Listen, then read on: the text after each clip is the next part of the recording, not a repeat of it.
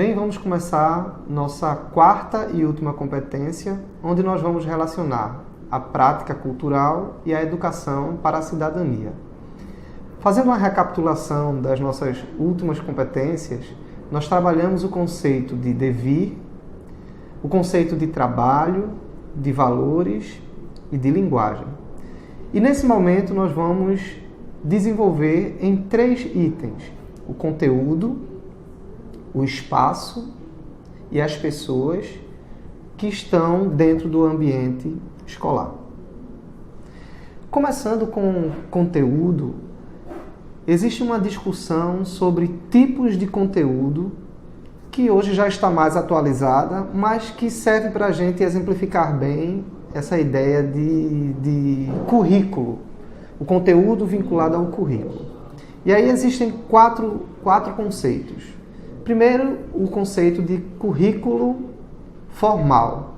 O currículo formal, ele é apresentado nos documentos, nas leis, nas políticas que direcionam a prática nas redes, seja municipal, estadual ou mesmo federal.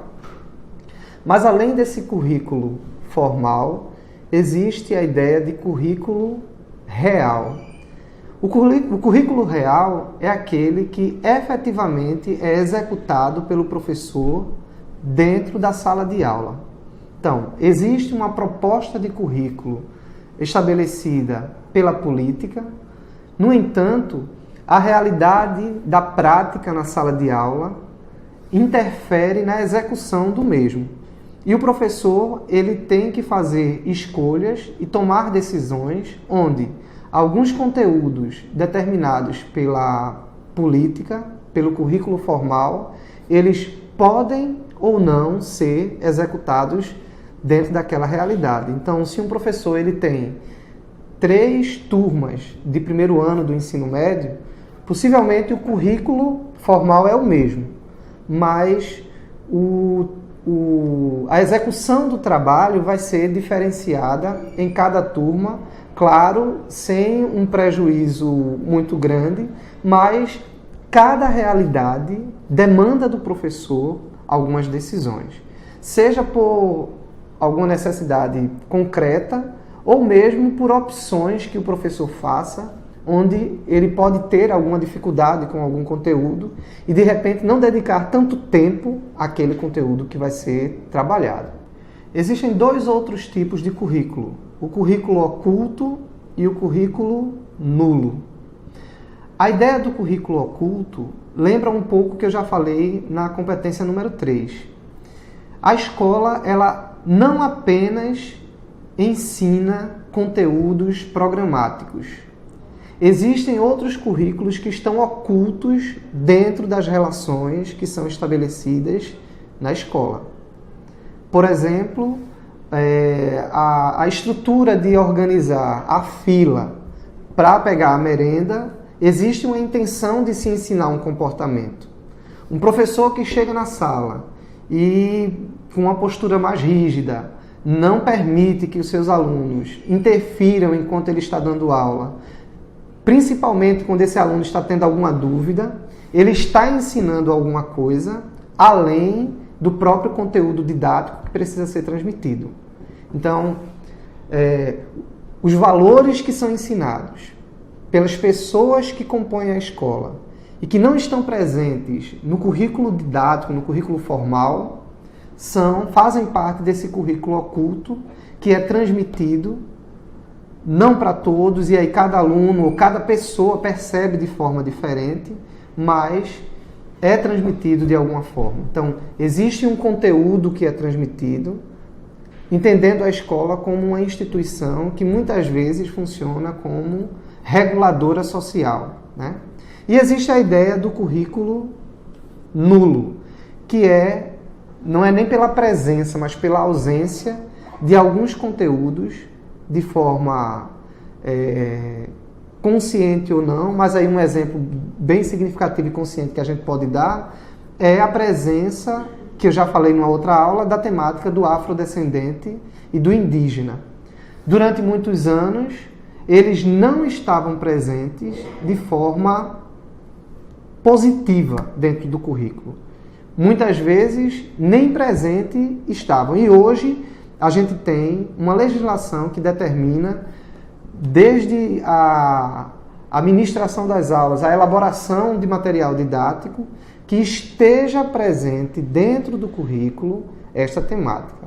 Mas durante muito tempo era uma temática nula, no sentido de não estar presente, não ser discutido dentro do ambiente escolar. Então, são esses 4 tipos de currículos para a gente ter uma ideia dessa perspectiva. O currículo formal da legislação, o currículo real, que é o executado diante das condições que o professor tem, o currículo oculto, que são valores e práticas que são ensinadas, mas que não necessariamente fazem parte do conteúdo didático, e o currículo nulo, quando há ausência de determinado conteúdo na prática escolar. Continuando os elementos da escola, que eu, como tinha falado, do conteúdo, dos saberes, o espaço e as pessoas, agora nós vamos falar do espaço. A escola existe dentro de um espaço geográfico, físico. No entanto, o espaço em si só não tem valor. Como nós vimos anteriormente, na competência anterior, o ser humano ele tem a habilidade de dar valores às coisas, às pessoas, e assim é no espaço em que ele vive. E aí eu gostaria que você pensasse na sua vivência enquanto estudante, qual era o ambiente em que você se sentia melhor. Porque, a princípio, a gente pensa a escola enquanto sala de aula, mas existem outros espaços que compõem a escola.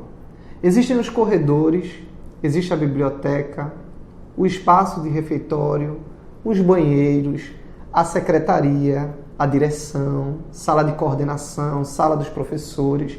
Todos esses espaços fazem parte da composição da escola. E cada um atribui àquele espaço valores diferenciados, principalmente se a sua atribuição enquanto profissional dentro da escola não se der na sala de aula, se der na secretaria. E ao estudante, mesmo que ele esteja na mesma sala de aula, a simples mudança de professor faz com que ele perceba a sala de uma forma diferente. Isso tudo dentro da capacidade que o homem, que o ser humano tem de atribuir valores ao espaço em que ele está. Certo? Então, é importante que a gente perceba qual valor é atribuído para, de repente, a gente fazer alguma reflexão e melhorarmos dentro do espaço em que nós estivermos na escola. Ou mesmo fazermos julgamentos do que os outros dizem do espaço de nossa atuação. Será que os alunos se sentem bem enquanto eu, professor, estou ministrando aula? Ou se as pessoas que demandam das funções da secretaria, elas estão sendo bem acolhidas? Elas se sentem bem ao ver o profissional que está lá porque vão receber uma atenção e um atendimento adequado? A sala do diretor é um espaço confortável, agradável? O tipo de valor que nós atribuímos a esses espaços, na verdade, ele reflete o tipo de relação que nós temos com as pessoas que ocupam esses espaços. Então, todos nós, enquanto profissionais da educação, ou mesmo fazendo uso do serviço da educação, precisamos pensar no nosso papel enquanto um agente dentro daquele espaço. Tá certo? O último elemento que nós vamos tratar são os sujeitos desse ambiente, do ambiente escolar. E eu quero refletir a partir de um conceito de um sociólogo alemão chamado Norbert Elias. Ele tratou o conceito de reificação. O que seria isso? Inclusive, em outras aulas eu já trabalhei, já usei da forma que ele faz a crítica, que é o seguinte: é quando nós personalizamos instituições. Vou dar um exemplo. Muitas vezes a gente usa a seguinte construção. A escola me reprovou. Segundo Norbert Elias, a escola enquanto ente, enquanto ser, ela não existe. Por trás dessa ideia de escola, nós precisamos ter claro que existem pessoas. A escola ela é feita de relações humanas. Na verdade, quem reprovou ou não foi a instituição escola, mas o comportamento do aluno, o desempenho do aluno atrelado ao julgamento do professor. São pessoas reais, são pessoas concretas. E muitas vezes, quando nós reificamos ou tomamos instituições por pessoas, por personificação, a gente se sente inferior, como se fosse algo muito grande que a gente não conseguisse lidar e não conseguisse ser atendido. Então, é importante a gente pensar que, apesar da gente usualmente falar a escola, a gente pensar que ela é uma rede de relações humanas. E todos os que estão envolvidos têm parte nessa relação. Alguns com um coeficiente de poder maior, outros com um coeficiente menor, mas todos estabelecem uma relação de interdependência. Desde a pessoa que abre o portão, até o gestor, até o estudante da série mais inicial, ao concluinte ou estudante de EJA, que por alguma dificuldade não conseguiu concluir os estudos. Por exemplo, se houver uma greve dos funcionários da administração da escola, possivelmente as salas não vão ser abertas e não necessariamente eles têm esse papel de ensinar um conteúdo, que seja o conteúdo didático, mas é o professor. Mas se a sala estiver fechada, o professor não vai ter o ambiente aberto. Então, o coeficiente de poder naquele momento pende para um outro lado, apesar da importância de cada um. Então, é necessário que a gente compreenda que a escola, ela existe como um espaço físico, mas se não existirem as relações pessoais, não tem sentido aquele espaço. Não é possível ele existir e nem desenvolver o fim que a sociedade espera que aquele ambiente, aquela instituição, com todas as suas relações, se desenvolvam. Então é importante a gente pensar que a escola, ela é fruto de relações humanas, certo? Estamos chegando ao fim da nossa disciplina. Vocês vão perceber que nem todos os conteúdos que foram tratados aqui estão exatamente no caderno da mesma forma, mas essas aulas também funcionam como uma forma de aprofundamento das discussões que a disciplina propõe.